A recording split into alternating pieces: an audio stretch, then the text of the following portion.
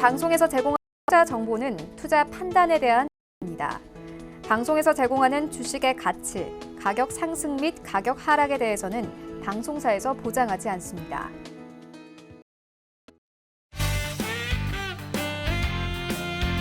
안녕하세요.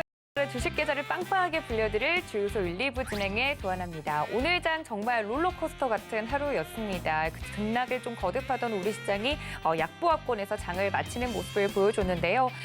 또 6월 동시 만기일이기도 하고 여러 가지 시장 속에서 그래도 코스피가 우상향을 향해 좀 장을 뚫고 나아가는 모습을 보여주고 있습니다. 과연 이런 시장 흐름 속에서 나만 소외되고 있는 건 혹시 아닐지 오늘도 시장 이야기부터 종목 이야기까지 재미있게 나눠볼 테니까요. 주유소 1, 2부 바랍니다. 자, 그리고 화요일에 두 커플이죠. 정재훈 위원님과 우리 박원재 위원님 인사드리겠습니다. 위원님들 어서 오세요.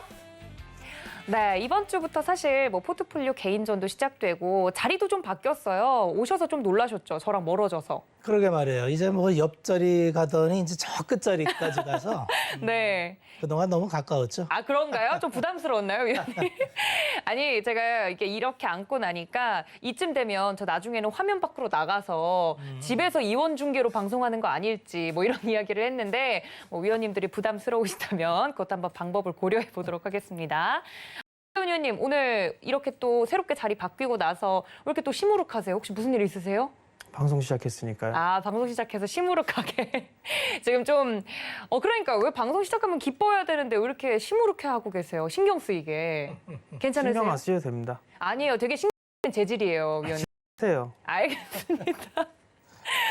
오늘 어떻게 대비가 되는 색깔을 입고 오셔서 그런지 우리 정재훈 전문가님이 또 피죽도 못 먹은 것 같은 그런 얼굴로 앉아 계셔서 좀 신경이 쓰이는데 이제는 도팀과 박팀으로 나뉘어서 하는 게 아니고 개인적으로 포트폴리오를 운영하도록 할 테니까 힘내주시라는 말씀 전해드리면서 노란톡 활짝 열어두고 여러분 기다리고 있겠습니다. 서울경제TV 주유소 검색하시고 들어오시거나 를 통해서 입장 가능하고요. 또 이어지는 주유소 3부에서는 종목 상담이 진행될 예정이니까요. 2시간 뒤에 종목 상담 받고 싶으신 분들 미리 저희가 받아두고 있도록 하겠습니다. 전화 023153-1611, 1612번, 문자는 샵 0082번으로 종목명과 매수가 비중까지 적어서 보내주시면 3부에서 상담 받아보실 수 있다는 점까지 안내를 해드리도록 하겠습니다.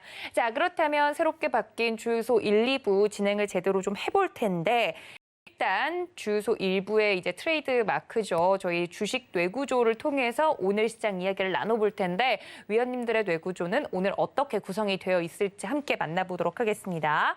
자, 첫 번째 전문가님부터 만나보도록 하죠. 저희가 사실 3개의 틀을 오늘 드렸었어요. 수급과 인플레이션, 플랫폼 기업에 대해서는 각각 어떻게 생각하시나요? 라고 이야기를 해드렸더니 그걸 그대로 적어서 보내주셨더라고요. 이건 약간의 의사소통 오류였던 것 같아요. 마지막 2개는 예방주사와 베이시스라고 키워드 힌트를 좀 주셨고 다음 전문가님도 볼까요? 네, 수급, 인플레이션, 플랫폼 기업에 대해서 이야기를 해주실 거고 마지막 2개는 정부 정책, 신고가라고 적어주셨습니다. 저희가 좀 이야기를 처음에는 수급, 인플레이션, 그리고 플랫폼 기업 순으로 미리 이것에 대해서는 어떻게 생각하세요? 라고 틀을 드렸던 건데 저희 전문위원님들이야 수급하고 던지면 이야기가 술술술 나오니까 걱정은 크게 안 됩니다만 일단 이해를 이제 하셨죠? 정재훈 전문가님? 그렇다 칩시다. 이제 이해하셨죠? 박원재 전문가님? 알겠습니다. 아유, 우리 화요일 두 커플은요. 일단 생방송에 최적화된 전문위원님들은 맞는 것 같습니다. 자, 일단은 최근 시장 이야기를 좀 하면서 수급부터 보면 좋을 것 같아요. 5월까지는 야박하게 안 들어와줬던 6월 달에 들어서 조금씩 들어와 주는 모습을 보여주고 그런데 오늘장 같은 경우는 외국인과 개인이 동반으로 좀 매도를 해 모습을 보였습니다. 연기금이 좀 들어와 줬는데 이번에 이번 주뿐만 아니라 6월 수급 어떻게 보고 계신지 두 분의 의견이 좀 궁금한데 일단 어떻게 생각하세요? 수급에 대해서 두 분 의견이 좀 있으실 것 같은데. 글쎄요. 사실 외국인 쪽이 5월 하순경부터 말경부터 들어왔었어요. 네. 기관 쪽도 마찬가지로 매수세가 좀 들어와 주는 그런 모습이었었는데 사실 이게 시장을 끌어올리기 위해서 매수세가 좀 들어왔을까? 그 부분들에 있어서는 좀 의구심이 좀 들어요. 물론 주면서 상승을 하는 그런 모습들은 좀 보여줬는데 기관 쪽은 거의 대부분 다 금융투자 쪽에서 매수세가 좀 유입이 됐었거든요. 금융투자 쪽이 원래 좀 단기적인 성향이 좀 강하더라고요, 보니까. 그리고 이제 외국인 쪽 같은 경우는 좀 들어나 했는데 다시 또 매도로 전환되는 일이 좀 나타나고 있고요. 결국은 뭐 아직까지도 이게 공격적으로 시작 매수세가 좀 시작이 됐다. 뭐 그렇게 좀 보기에는 약간 좀 이른감이 있어 보여요, 사실. 네. 그리고 지수주들의 흐름들 자체가 이렇게 강하게 올라가지 좀 못하고 있는 그런 상황이 되다 보니까 오히려 시장에 있어서는 뭐 정체되어 있는 그런 모습들을 보여주고 있고, 중형주 섹터들 그리고 소형 섹터들이 좀 탄력적으로 움직여주는 그런 모습들을 보여주고 있고요. 결국은 이게 어찌됐든 간에 좀 집중이 되는 그런 모습들을 좀 보여줘야 지수가 좀 움직일 수가 있는데, 적극적으로 매수를 안 해주는 것보다는 나은 것 같아요. 네. 매수를 안 해주는 건 좋은 것 같지만 그래도 매수를 하는 거에 대비해서 뭔가 강한 아쉬움이라는 게 강하게 치고 나가지는 못한다라는 거, 그게 일단은 좀 아쉬운 그런 부분들이. 네. 대체적으로 이게 보면 베이시스에 대한 부분들도 좀 체크를 해봐야 되는데, 베이시스는 서서히 좀 돌아서는 그런 모습들이 좀 나와주고 있음에도 불구하고 계속 비차익 쪽에 매도가 좀 나와주고 있는 그런 모습들이에요. 그러면 지수가 아직까지는 강하게 치기에는 좀 힘들지 않을까 싶어요. 물론 이게 수급적으로 특히나 외국인 쪽 같은 경우는 현물과 선물을 동시에 강하게 매수를 해주게 되면 그날 시장의 좀 체감은 상당히 좀 좋아요. 근데 네. 이제 매수세가 약하다거나 혹은 선물을 매수를 하지만 뭐 현물을 매도가 나온다든가, 현물은 매수하지만 선물은 좀 매도가 나온다든가, 그러한 모습들이 좀 나오게 되면 좀 지지부진한 그런 모습들을 보여주고 있고, 네. 뭔가 시원하게 좀 뚫고 올라가려면 외국인 쪽과 기관 쪽이 뭔가 좀 대량으로 좀 순매수를 쫙 해줘가지고 전고점 그냥 훌쩍 뛰어넘는 그런 모습들이 보여주게 된다라면 종목들도 참 좋을 것 같은데, 네. 그게 좀 아쉬워요. 그런 부분들이 없다라는 거. 그게 좀 아쉬운 부분들이고, 아직까지 이게 매수세가 확 돌아섰다, 들어올 것이다, 뭐 이런 부분들은 아직까지는 좀 지켜봐야 되지 않을까, 뭐 그렇게 좀 보여집니다. 알겠습니다. 시장이 좀 시원하게 가주면 고마울 것 같은데 그렇게 시원하다고 이야기하기에는 가 있는 수급이 아닌가라고 말씀을 드렸습니다. 오늘 보니까 정말 여름날이더라고요. 두 분 건강 관리는 잘 하고 계신가요? 갑자기 궁금하네요. 운동을 매일 하죠. 운동하세요? 무슨 운동을 하세요? 숨쉬기 운동하죠. 24시간. 24시간. 전혀 멈추지 않고. 전혀 운동하는 그런 외형이 아니라. 유산소 운동이라고 들어봤어요? 유산소 운동? 유산소는 살려면 그냥 하는 들어봤어요? 거. 안 들어봤어요? 유산소 운동을 제가 얼마나 근데 하는데. 등산 같은 거 좋아하시나요? 등산 좋아하죠. 등산 좋아하시나요? 틈나면 갑니다. 그러니까 박원재 전문가님이 하시는 게 운동이에요, 정재훈 전문가님. 걷고 등산하고.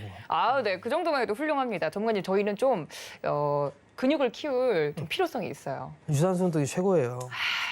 또 이것도 근력 운동 하시는 분 답답해하실 것 같은데, 아무튼 이번 여름 날이 좀 더워지는 만큼 우리 박스 재훈 정재훈 의원님의 노출도 볼 수 있을 만큼 좀 운동을 좀 하시라는 여러분들의 이야기를 좀 더불어서 제가 전해드리도록 하겠습니다. 아니, 오늘 날이 좀 더워가지고 시원한 시장의 흐름이 나오면 좋겠다라는 바람이 좀 있는데, 수급에 대해서는 우리 박원재 위원님도 할 말씀이 많으실 것 같아요. 사실 외국인이 6월 들어서 산 걸 보면 자동차나 좀 굵직한 섹터를 많이 사더라고요. 그래서 시장이 좀 가지 않을까 싶었는데, 위원님은 수급 어떻게 보세요?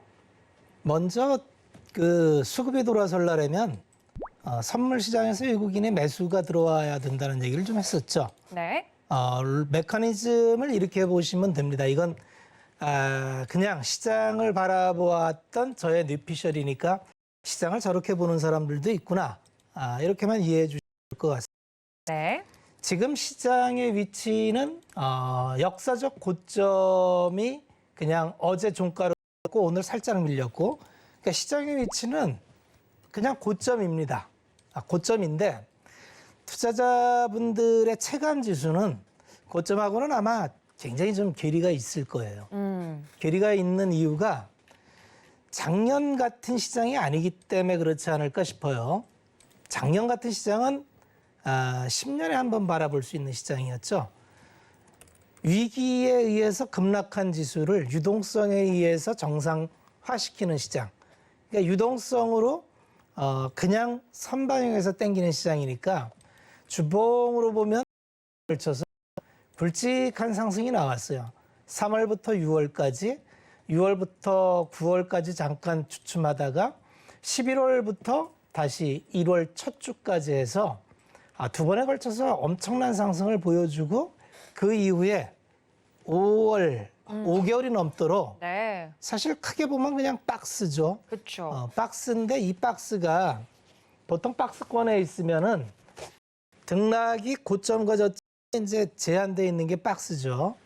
박스권에 있다는 거는 지지가 강하다는 거죠. 그래서 박스 하단에 오면 올라가려고 상단에 맞으면 조금 눌리는데 네. 각각의 이유가 있습니다.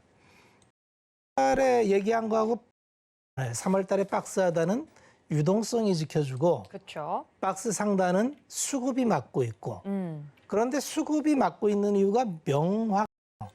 그게 뭐냐면 작년 한 해 동안 이 시장을 이끌었던 출발점이 유동성이었죠. 그렇죠. 그 유동성을 이제 살짝 좀 줄인다는 얘기를 하는 게 이제 이라는 얘기를 하죠. 금리 얘기를 하고 이게 실질적으로 앞으로 금리 사이클까지 가려면 단기가 굉장히 많이 남아 있습니다. 뭐가 남아 있냐면 지금도 시장은 유동성 공급을 하는 중이에요.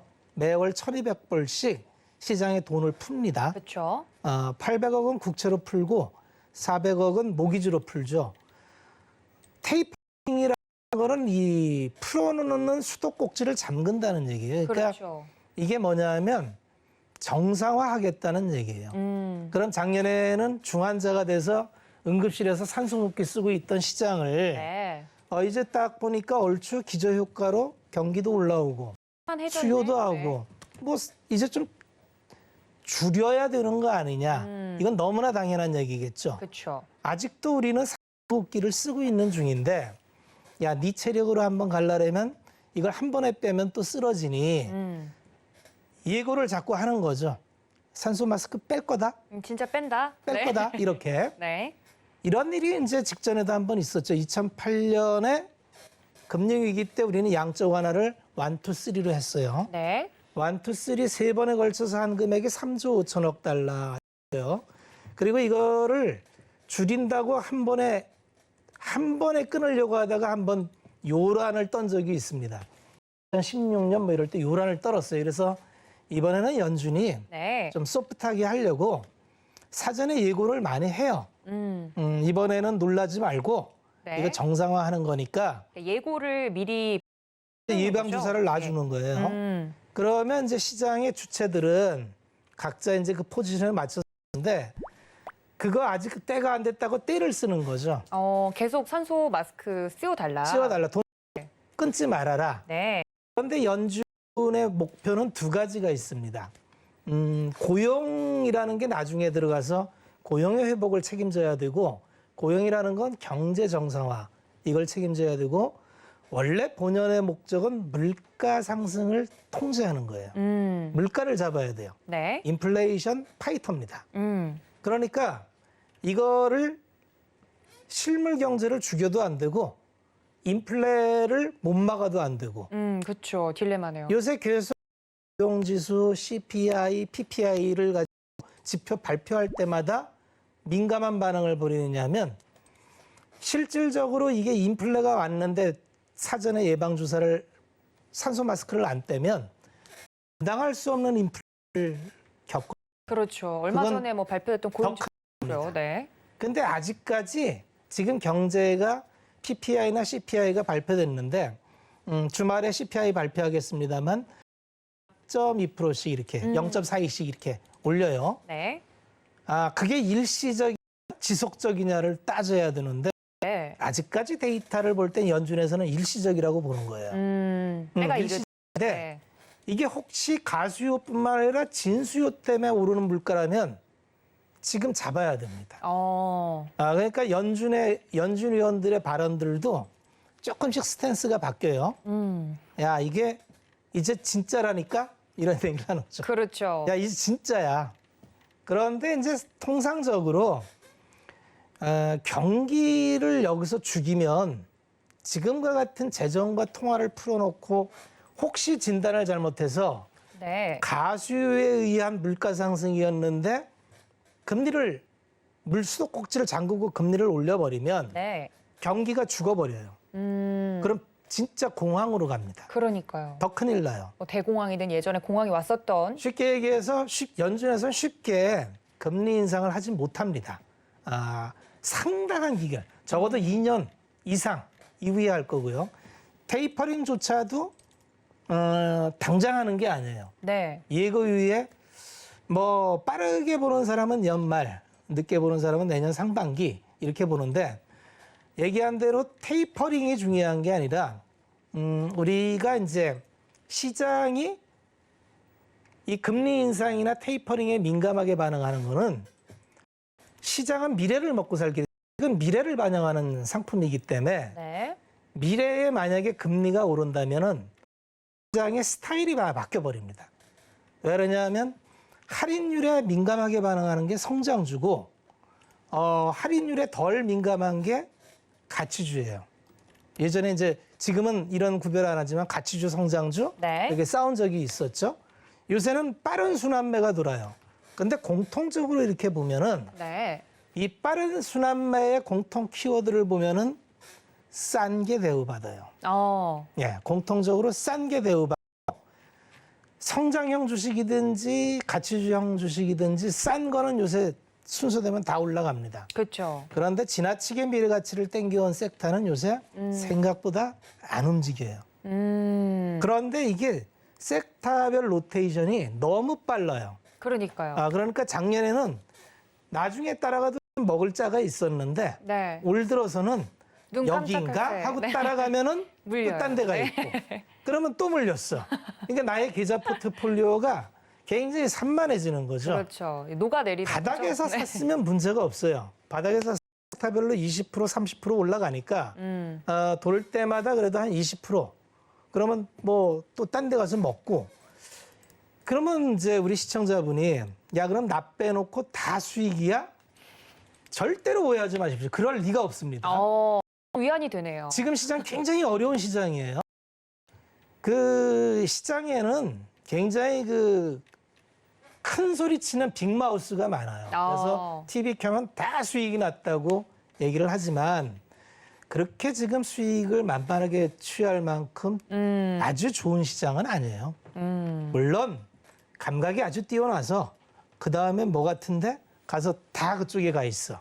그것도 먹고 요거 빨리 팔고 또 다음 섹터가 그렇게 하는 투자자가 있다면 그 투자자는 그 먹을 자격이 있는 투자자입니다. 그런데 우리는 평범한 투자자잖아요. 평범한 투자자는 자기 그릇에 맞게 전략을 세우는 게 좋습니다.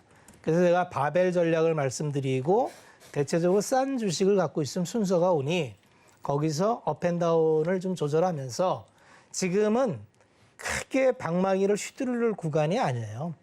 지금은 그냥 좀 무난하게 이런 구간 잘못 쫓아다니다가 계좌가 녹아버리면 네.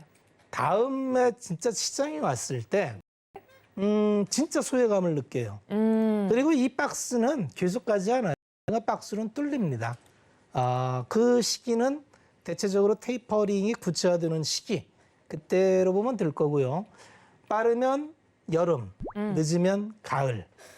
이때가 될 텐데 네. 그 즈음에 나타나는 변동성을 보고 그때 대응하면 될 겁니다. 지금은 너무 그렇게 마음 급하게 이쪽 저쪽 쫓아다니지 마시고 그냥 들어가 봐야 기력입니다. 가보면 그렇게 크게 수익이 안 나요.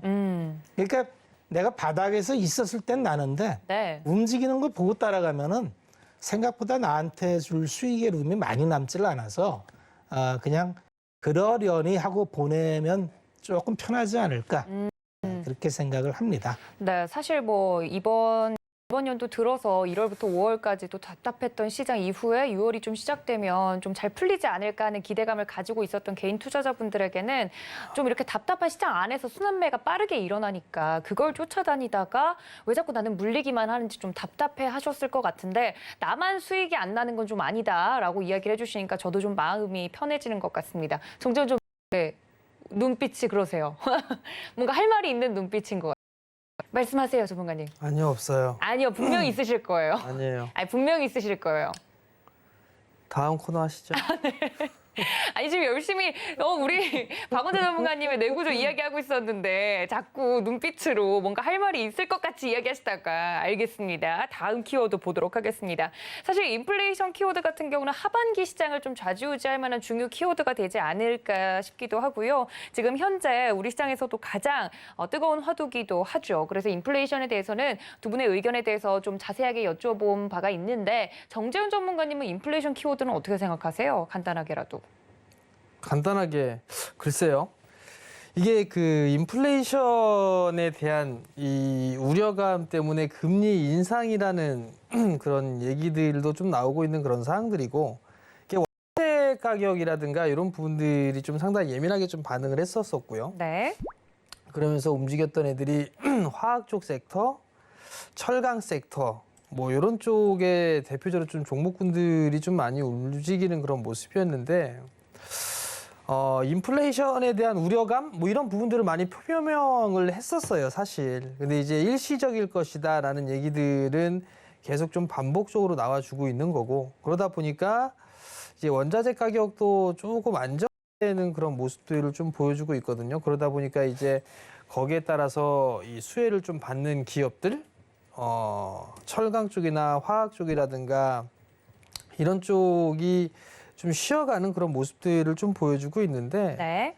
사실 좀 잡힐 것 같아요. 잡힐 것 같고 실질적으로 오히려 인플레이션에 대한 우려감 가장 예민하게 지켜보는 부분들이 사실 유가거든요. 근데 유가요. 유가에 대한 부분들도 계속 올라가고 있는 그런 사항들이니까 그러면 유가도 어느 정도 좀 증산을 좀 일부 해서 좀 잡아놓지 않을까 그렇게 좀 생각이 좀 들거든요. 사실 이게 원자재 가격 상승을 하면서 다들 불안했을 때 중국 쪽에서 먼저 이제 고요. 뭐 사재기를 한다거나 뭐 그런 부분들에 있어서 단호하게 좀 대처를 하겠다라는 그런 얘기가 있었고 네. 그런 얘기가 나오면서 원자재 가격이 고점을 치고 나서 좀 눌러주는 좀 안정화 단계에 좀 들어가 있는 그런 사항들인데 유가는 아직까지는 좀 여전히 견조한 그런 모습들을 좀 보여주고 있는 그런 사항들이고요. 그러면 결국은 유가도 좀 증산을 해 나가면서 어느 정도 좀 잡아주지 않을까 그렇게 좀 예상을 하고 있어요. 그러면 거기에 있어서 이제 수혜를 받았었던 종목군들 그런 종목군들이 좀 더 쉬어갈 수 있는 그런 모습들이 좀 나와주겠죠.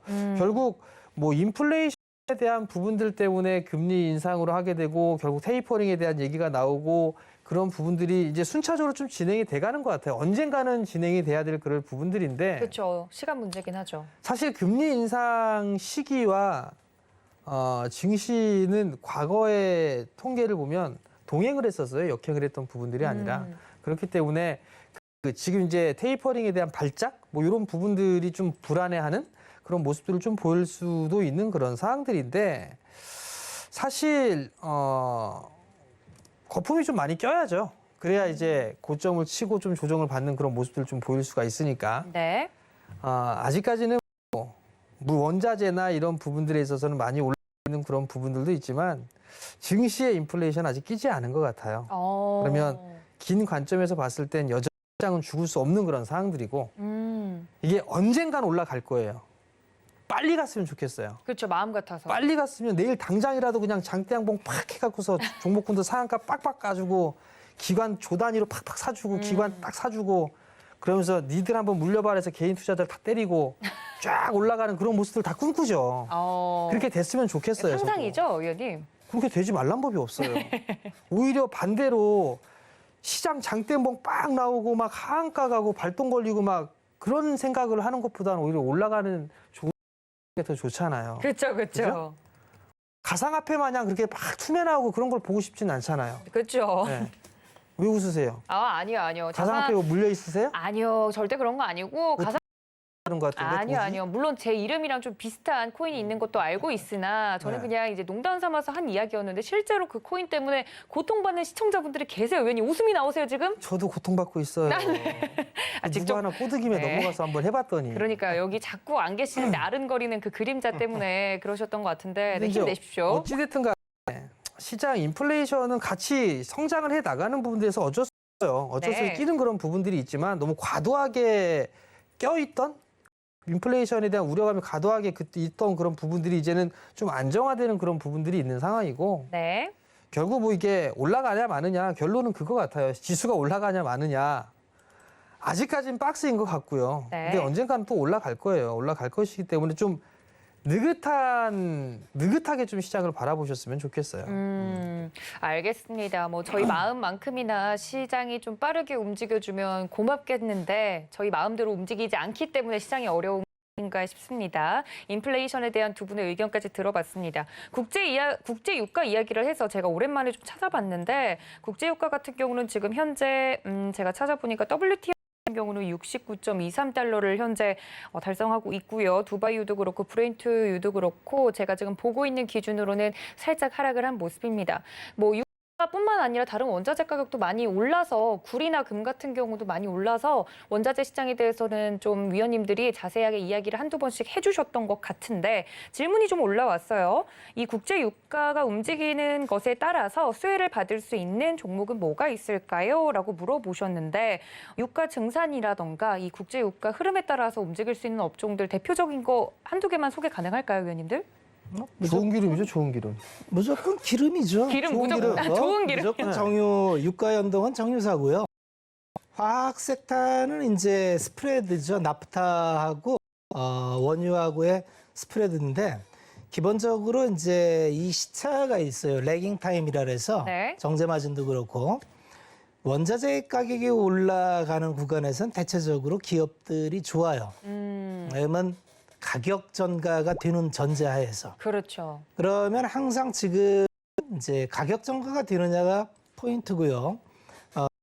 이제 유가도 마찬가지로 원자재니까 원자재 사이클이 계속 간다는 전제하에라는 건 또 상대 쪽을 보면 수요가 있어야 돼요. 수요가 절단 나면은 원자재가는 오를 수가 없죠. 그렇죠. 또 여기가 이제 어디로 돌아가느냐 하면 경기 회복이 빠르냐로 돌아가는 거예요. 그렇죠. 실제적으로 경기 회복이 되고 있냐? 결론은 뭐냐면 주식시장은 실적의 함수입니다. 앞으로 경기가 안 돼, 부러질 것 같아. 그러면 주식시장은 무조건 부러집니다.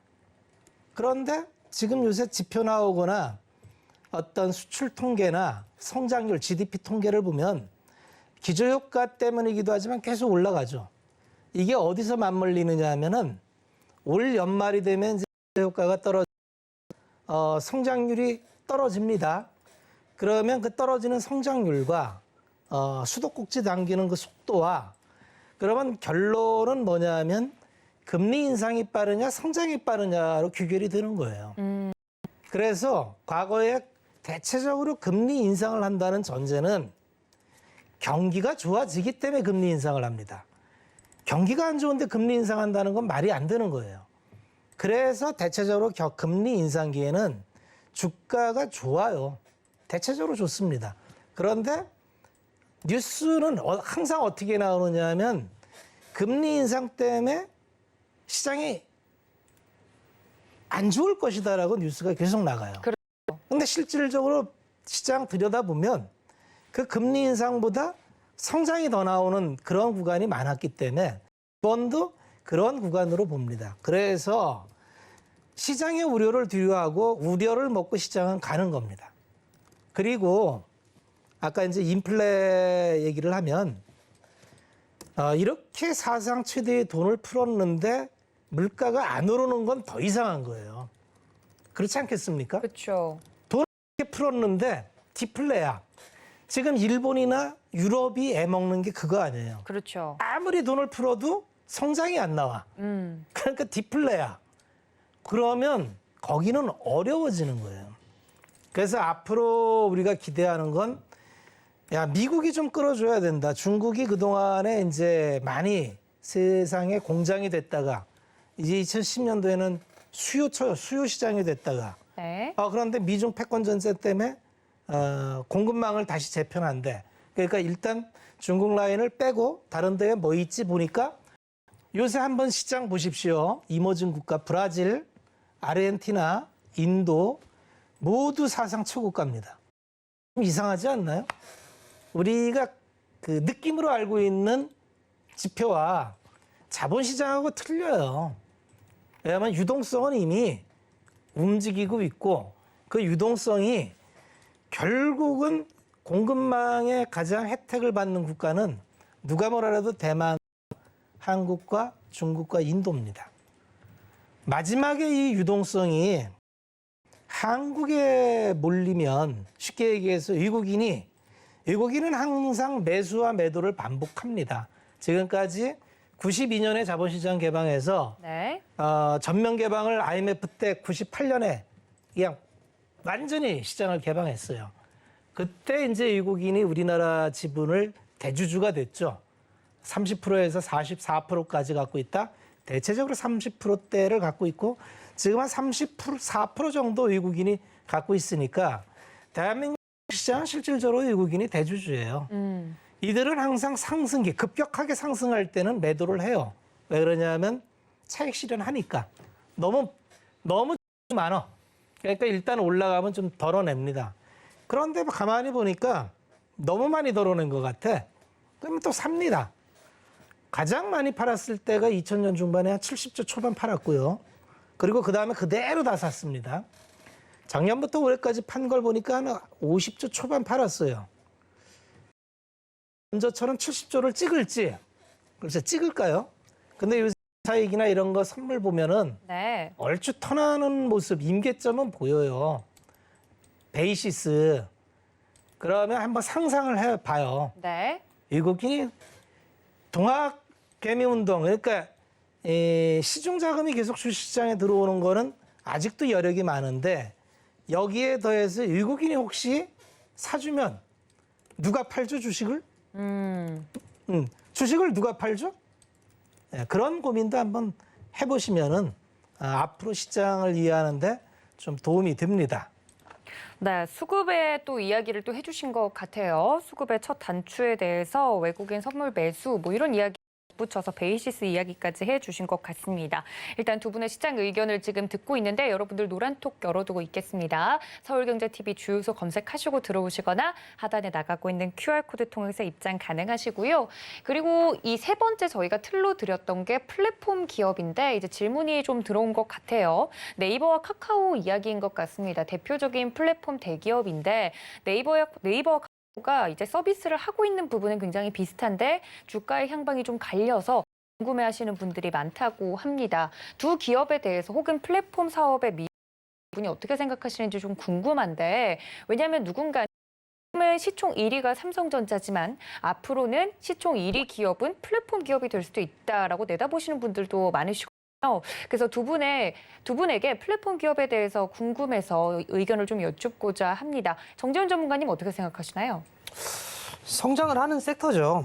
성장을 하는 섹터인데 삼성전자를 한다? 누군가는 혹자는 반댈세. 그렇게 되면 안 된다 주의세요? 저는 그렇게 아직은 될 것 같지는 않아요. 확장성의 제한이 있어요. 확장성의 제한이 있다. 물론 국내 시장에서 이제 해외로 많이 나갈 텐데 네. 아직은 국내 기반의 플랫폼 기반이기 때문에 물론 요새 웹툰이나 뭐 이런 쪽으로 확장성을 디디기는 하는데 그렇죠. 주된 게 이제 커머더티 이제 광고하고 이제 뭐죠? 요새 쿠팡이 하고 있는 네, 쇼핑하고 이커머스라든지. 이커머스하고 뭐 그런 게 메인이고 이제 새로 시작하는 게 컨텐츠나 뭐 이런 그렇죠. 쪽인데 어쨌든 주된 게 지금 국내 시장이고 외국의 플랫폼 기업은 그야말로 글로벌리로 무한 확장성이 돼 있는데 우리나라 플랫폼 기업은 그동안에 뒀던 게 이제 올라와서 IPO 하면서 기업 가치를 막 올려요. 실질적으로 플랫폼 기업의 가치는 결국은 확장성이 이제 임계치입니다. 그래서 글로벌리로 확장을 하면 무한 확장을 할 것이고 글로벌리로 확장성이 멈추면은 네. 결국 IPO가 멈추는 순간이 그렇죠. 결국은 삼성전자하고 갭이 너무 져 있죠. 그러네요. 예. 네, 사실 플랫폼 기업 같은 경우는 스타트업으로 시도하시는 분들이 많으신데 플랫폼 기업의 명과 암이 뚜렷하지 않습니까? 아무래도 수수료라든지 비즈니스 모델도 좀 한계가 있고 카카오와 네이버에 대해서는 일단 부분에서 좀 제약이 걸리지 않을까. 지금 이게 실링이라는 얘기는 절대 아닙니다. 그렇죠. 이게 제 한계라는 건 지금 아니고. 가격이 한계라는 게 아니고 그렇죠, 삼성전자를 비교하길래 그렇죠, 그렇죠. 삼성전자 따라하는 건 너무 먼 얘기다. 삼성전자보다 그렇군요. 주가는 좀 높네요. 네. 지금 보고 계셨어요? 네, 봤어요. 그러면은 네. 아유, 그 모든 걸 체크해 주셔서 진짜 삼성전자보다 주가가 높고. 네. 그러니까. 삼성전자 뭐 8만 원대예요. 네. 카카오 12만 원대, 네이버는 더 비싸고. 그러니까요. 아니 그래서 사고 싶어도 이 주식을 못 사겠다, 너무 비싸다 이러신 분들도 있어요. 그래서 좀 두 기업 분할이 가능한 기업이 있으면 분할하고 나서 살 수 있지 않을까 이렇게도 물어보시는 분들도 계시고. 우리가 최저이 100원이죠? 그렇죠? 액면 많이 하지 않았나요? 잠깐만요. 나도 액면가 네이버가 100원 이네요. 100원 아닌가요? 카카오도 100원이고. 더 쪼갤 수 없습니다. 아쉽네요. 네. 네. 더 사고 우리는 싶어도. 액면 제도를 최저 100원으로 해 있기 때문에 네. 100원, 500원, 1000원, 2,500원, 5,000원, 맞아요. 250원짜리가 있나 봐요. 6곳 정도. 저 이번에 시험 볼 때 그게 나오더라고요. 그랬습니까? 네. 그 기준이 것 중에 하나는 하고 그렇죠. 물어보더라고요. 어찌됐든 네이버보단 카카오가 더 좋아요. 네. 그건 확실한가요? 더 올라가요, 카카오. 확장성이 더 알겠습니다. 확장돼서 그래요. 그렇군요. 확장성 면에서 두 기업의 좀 기업의 주가 향방이 갈릴 수 있다라는 이야기까지 해드렸습니다. 플랫폼 기업이 틀이 있어서 이야기를 해봤네요. 두 분의 뇌구조는 여기서 좀 정리를 하고요. 자, 두 번째 코너로 좀 넘어가 보도록 하겠습니다. 어제 좀 처음 선보였던 애프터 스탁인데요. 장이 끝난 뒤에도 나 혹은 장이 끝난 뒤 내일장을 준비하는 여러분들을 위해서 준비한 코너입니다. 일단 시간외에서 움직였던 종목에 대해서 이야기를 먼저 해볼 텐데 참 이런 종목들이 얄궂은 것 같아요. 장이 끝나서 움직이는 시간외 종목까지 좀 공략을 하시는 분들이 많으실까 싶긴 한데 일단 시간 움직이는 종목들이 있잖아요. 오늘 꼽힌 종목들을 보면 자화전자, 라온시큐어, CIS 같은 경우 시간외에서 좀 움직인 종목으로 꼽혔습니다. 이 종목들에 대해서 위원님들의 간단한 의견 좀 들어볼까요? 시간외 움직인 종목들 어떻게 보시나요? 뭐 시간에 달릴가로 가서 보죠. 네. 시간에까지 거래를 해야 됩니까? 저도 약간 박원재 전문가님이랑 비슷한 의견인데 저는 그래서 장 끝나면 그 이제 뭐 MTS라든지 HTS 잘 들어가서 보진 않고 이제 보통 정리된 걸 보지 시간 외에서도 근데 거래를 또 하시는 분들은 많으시더라고요. 하시는 분들은 하세요. 사실은 시간의 거래가 있다는 걸 모르시는 분들도 많으실 거예요. 그렇죠. 보통 그 시장이 형성되는 거는 수급이 우선을 합니다. 그러면 시장이 좋을 때는 시간에도 활성화가 돼요. 근데 요즘처럼 시장이 박스권에 머물러 있으면 시간의 시장도 매가리가 없어요. 이게 막 그 유동성이 활발하고 뭐 왜 코인처럼 그렇죠. 24시간. 24시간 거래하고 싶은 사람이 있어요. 네. 그러면 그런 분들은 시간외에서 합니다. 그러면 이게 4시부터 6시까지 10분 단위로 단일가 매매를 하는 시장인데 그러면 4시에 동시호가 접수를 받아서 네. 가격이 해결되면 그다음에 10분 있다가 또 호가를 받아서 단일가 매매를 해요. 그렇죠. 그러면은 시장이 좋을 때는 4시부터 4시 반 잘 잡으면 6시에 진짜 5%도 수익입니다. 오. 시간의 거래는 10% 상한가가 10%예요. 그러니까 장 끝나고 날 상한가로 갔다. 그럼 이 주식은 더 올라갈 게 없어. 왜냐하면 당일 변동성 내에서 10%이기 때문에. 근데 종가가 2%에 끝났는데 시간 외에서 10% 더 오르면 상한가가 갈 수도 있어요. 그러면 가끔 에피소드로 가끔 문자 뭐 그런 거 받지 않았습니까? 그렇죠. 야, 뭐 우리 시스템이 건져갖고 내일의 급등주를 예고해 준다 그래가지고 그렇죠. 내일 장 초반에. 장 초반에 이거 보십시오. 우리가 잡았는데 내일 우리는 시초가에 팝니다. 이거죠. 시간에 거래해서 상한가 친 거 쭉 정리해가지고 6시 반에 문자 넣어줘요. 이거 내일 시가에 매도하면서 우리는 이미 다 잡아놨다. 그렇죠. 이런 식으로 잘 시장을 모르는 분들한테 이제 그렇게 뭐 하는 건데 그런 거에 현혹되지 마시고 네. 시간의 거래라는 거는 뭐 이게 있구나 정도 생각하시고 시간을 하시려면 매매를 위해서 굉장히 집중적으로 전문급이 돼야만 거래가 가능합니다. 초보자분들에겐 너무 어려운 영역인 거죠. 근데 이제 이걸 알아야 되는 게 내가 오늘 미수나 신용이나 꿔야 되는데 못 꿨어. 네. 장중에 내가 깜빡한 거 못 꿨으면은 시간에서 이건 매도를 해야 돼요. 왜냐하면 현금화가 시간의 매도까지 현금화가 됩니다. 그러니까 이게 제도라는 건 알아야 돼요. 근데 이제 시간에까지 내가 매매를 해서 어떡한지 수익을 내겠다 하시는 분들이 계시다면 프로들도 시간의 매매는 아주 좋은 시장에서만 합니다. 굳이 뭐 이렇게 요즘처럼 박스 쳐가지고 그렇게 뭐 종목도 안 걸리는데 네. 좋은 시장에는 시간에 딱 치면 상한가가 한 페이지 나와요. 네, 그렇게 나옵니다. 유동성이 막 퍼지고 아주 시장이 몸살 났을 때 그때는 뭐 시간의 거래도 시간이 돈이니까 그때는 네. 할 수 있는데 그냥 제도를 이해하는 수준만으로 알고 계시면 어떨까. 뭐 굳이 시간의 매매가 저도 시간의 매매를 거의 해본 적이 없어요. 네. 필요하면은 합니다. 그렇게. 초보자분들에게는 더더욱이 조금 생소할 수 있어서 우리 박원재 위원님께서 자세하게 설명을 해주셨는데 뭐 자화전자, 라온시큐어, CIS 여러 가지 종목들이 있지만 그럼 오늘 장 중에 움직였던 업종들과 좀 비슷한 걸 찾아보면 라온시큐어 같은 경우는 백신 이슈로 시간 외에서도 움직였던 것 같아요. 오늘 장중에 좀 핫했던 종목들을 보니까 바이오 관련 업종들이 백신 관련 이슈로 좀 움직였더라고요. 그래서 많은 분들이 백신 관련해서는 어떻게 보시나요? 하고 궁금해하시는 분들이 있으신데 일단 두 분의 의견도 궁금하네요. 이렇게 장 외에서도 움직일 정도면 시간 외에서도 움직일 정도면 백신 이슈가 장중에도 좀 강했다는 건데 백신 관련해서는 어떻게 보시나요, 두 분? 안 보고 있어요, 냉정하게. 제약바이오 안 보고 계세요? 저는 바이오 섹터 중에 보는 종목 딱 한 종목은 있어요. 네. 있는데 뭐 백신 관련해서 뭐 그런 부분들은 아닌 것 같고요.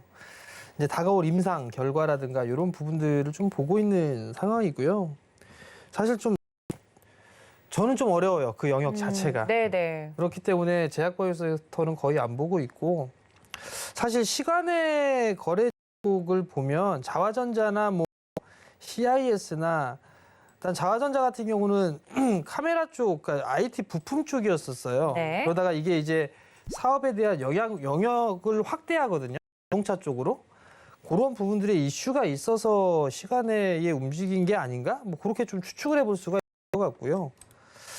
CIS 같은 경우는 뭐 2차 전지 쪽의 섹터로 좀 분류가 돼 있으니까 많이 빠졌으니까 이것도 뭔가 좀 재료라든가 이런 부분들이 있어서 들이 나온 것 같은데 보통 시간의 거래에서 급등이 나와가지고 다음날 뭐 상승을 쫙 이어가면 좋은데 시가에 반영이 돼서 밀리는 경우들도 좀 많이 있어요. 그렇기 때문에 시간에 많이 올라갔다라고 해서 뭐 내일의 관심 종목으로 좀 놓고 보는 건 좋지만 무조건 네. 좀 따라 들어가는 전략은 아닌 것 같고요. 실적에 대한 추이라든가 이런 부분들을 좀 보시는 게 좋을 것 같고 라온시큐어 같은 경우는 보안 쪽에 이 테마성의 흐름이었었는데 이게 또 저는 제약바 이게 백신 관련에 또 엮여 있는지는 몰랐어요. 네, 이게 또 이렇게 엮이더라고요. 몰랐는데 그냥 이런 거 같은 경우는 뭐 그냥 아는 자들만 하는 거고요. 보유자의 영역이 아닌가 싶어요. 뭐 회사 정말 매력적으로 싸다 뭐 이런 부분들도 아닌 그런 상황들이기 때문에 그리고 네. 이 기업 대체적으로 뭐 봐도 참 붉게 물들어 있는데 그냥 이거는 보유자의 영역이 아닌가 싶어요. 싸지도 않아요, 주가 자체가. 그렇기 때문에 그냥 트레이딩으로 좀 보실 분들만 보시고 차라리 뭐 자화전자가 더 낫지 않나 싶어요. 볼 거면. 네. 자화전자가 좀 더 좋지 않을까? 혹은 CIS도 뭐 2차 전지 쪽의 성장성을 보게 된다면 그런 쪽이 좀 더 낫지 않을까? 그렇게 좀 생각을 하고 있습니다. 네, 시간 외 거래에 대해서 이야기를 해주셨는데 두 분 다 또 질문이 장전 시간 외 그럼 거래는 어떻게 생각하시냐. 저희가 이제 정규장이 9시부터 시작을 하는데 그 전에 좀 장 전에 움직이는 장에서 하는 거래는 어떻게 생각하시냐고 이제 궁금하신가 봐요. 그것도 마찬가지로 비슷하죠? 거의 뭐 활성화가 안 돼 있고요. 예전에는 이제 또 시간도 많이 좁혀졌어요. 동시효과가 예전엔 8시부터 9시였는데 지금은 8시 40분부터 9시까지 동시효과를 하죠. 그렇죠. 그럼 장전은 예전에는 7시였나 7시 반인가 그때부터 이제 장전에 주문을 넣게 돼 있어요. 단일가로. 굉장히 일찍부터 가능했네요. 네, 네. 단일가 시장이 있어요. 그런데 뭐 굳이 저도 하도 그렇게 거래를 안 해봐가지고 그러니까 시장의 제도는 알고 있대. 뭐 그게 이제 블럭 이런 거 할 때 사전에 미리 매칭해 놓고 그런 거래를 할 필요가 있을 게 있어요. 네. 뭐 대량 거래를 한달지 그런 편의 때문에 시장은 구별해 놨는데 시장의 제도는 알고 한 투자하시는 분들이 뭐 그런 시장을 크게 활용할 일이 있을까? 그 정도만 그냥 생각하시면 될 것 같습니다. 알겠습니다. 장전 시간의 거래에 대해서도 제가 한번 여쭈어 봤습니다. 자, 그렇다면 내일장 업종으로 좀 넘어가 볼까 합니다. 내일은 또 6월에 선물 동시 옵션 만기일 아닙니까? 선물 옵션 동시 만기일. 내일 내일 모레입니다. 모레입니다. 아, 내일 모레. 아니고. 네, 오프닝 때 얘기해갖고 내일 한번 모레거든요. 얘기를 근데 하려고 끝나가 말았어요. 아, 제가 화요일인데 수요일로 깜빡하고 있었네요. 목요일 날 이번 주에 또 그렇게 있고 아까 10일에 또 이야기를 해주셨던 소비자 물가지수 발표도 있고. 생방송의 묘미죠. 아, 그렇죠, 그렇죠. 제가 내일을 살고 있었네요. 하루를 좀 원하였습니다. 자, 그래서 이번 주에 여러 가지 좀 이슈들이 기다리고 있는데 일단은 내일장 움직일 업종에 대해서 두 분이 또 골라오셨다고 하셔서 어느 쪽을 좀 보고 계신가요, 이번 주? 아무도 말씀을 안 해주실 건가요? 우리 정연 하시죠. 네네. 뭘 할까 했었어요. 네. 뭐 하셨어요? 오늘 건설들이 좀 올랐어요. 그렇죠. 시장을 주도해서 이제 치고 가는 모습들이 나오게 되면 자동차, 건설, 건자재 뭐 이런 쪽이 좀 되지 않을까 싶은데 오늘 건설 쪽이 좀 괜찮았는데 내일도 건설 쪽과 건자재 쪽이 좀 더 움직이지 않을까? 뭐 그렇게 좀 예상을 하고 있어요. 그러니까 그 부분들이 공통적으로 맞물릴 수 있는 정책, 정부 정책. 근데 이게 지금 이 부동산이나 SOC나 이게 정부 정책으로도 할 수 있는 그런 부분들인데 이게 대선의 사항으로도 될 수 있지 않을까 싶어요. 다음 대선에. 그러면 네. 선거가 이제 1년 앞으로 좀 다가왔는데 이게 이제 정책으로도까지 엮일 수도 있다라는 거? 그러면 이거는 이제 업종에 있어서 실적이 좀 좋아지는 그런 부분들도 있지만 테마성의 흐름들이 좀 나올 수 있지 않을까 싶어요. 그렇기 때문에 이건 단기적인 시각으로 좀 보는 게 아니라 긴관점으로 좀 봐야 되는 그런 사항들인 것 같고요. 이제 시멘트가 올라갔으니까 뭐 가구주들이나 건자재 쪽에 있는 그런 종목군들도 순환매가 좀 나올 때가 되는 부분들인 것 같아요. 그렇기 때문에 이런 걸 좀 이어지지 않을까 이렇게 좀 판단을 하고 있고요. 그리고 수급 자체가 않아요. 수급 자체 원래는 자동차 쪽을 갖고 올까 했었거든요. 네, 그러실 줄 알았어요. 자동차하고 전기차 쪽을 갖고 올까 생각도 했었었는데 상황이면 뭐 정부 정책 쪽으로 갖고 오는 게 낫지 않을까 싶어서 그래서 내일도 일단 건설이나 건자재 쪽 이쪽이 좀 더 이어가지 않을까 뭐 그렇게 좀 예상을 하고 있습니다. 알겠습니다. 저희가 시간 일부에서 우리 정재훈 위원님의 내일장만 듣고 우리 박원재 위원님의 내일장은 2부로 넘어가서 듣도록 하겠습니다. 자, 여러분들 노란톡 활짝 열어두고 있을 테니까요. 서울경제TV 주요소 검색하시고 들어오시거나 QR코드 통해서 입장 가능하니까 많은 참여 부탁드리도록 하겠습니다. 또 본 방송에서 제공해드린 정보는 투자 판단에 대한 조언일 뿐 해당 주식의 가치나 수익률을 보장하고 있지 않다는 점까지 알려드리면서요. 저희는 2부에 재미있는 이야기로 돌아오도록 하겠습니다. 채널 고정.